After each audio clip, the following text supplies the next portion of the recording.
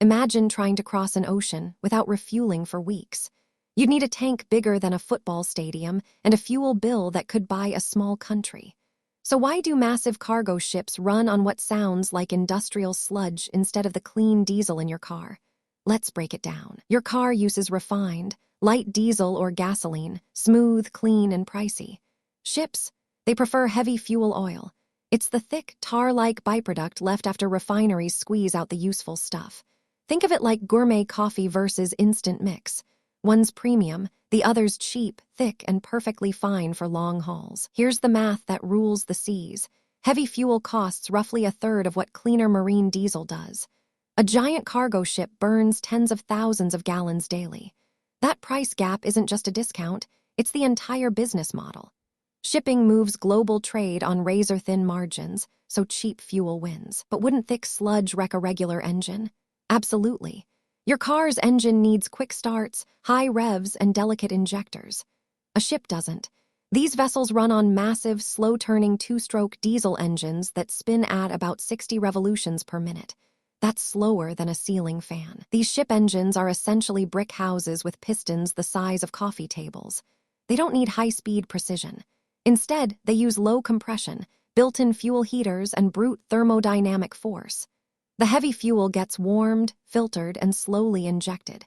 No turbochargers chasing horsepower, just steady, economical power. That's why engine manufacturers didn't just adapt to heavy fuel, they designed around it. Companies like MAN and Wärtsilä built engines specifically to burn low-grade, thick crude leftovers. The fuel's cheapness dictated the engineering. You don't tweak a supercar to run on molasses, you build a freight train instead. Imagine two delivery methods, a motorcycle zooming to a friend's house and a barge hauling 50 containers across a lake.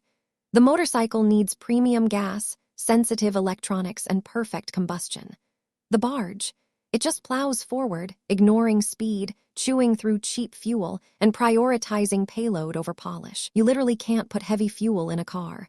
Cars require instant ignition, high RPMs, and emissions tech that would choke on tar residue.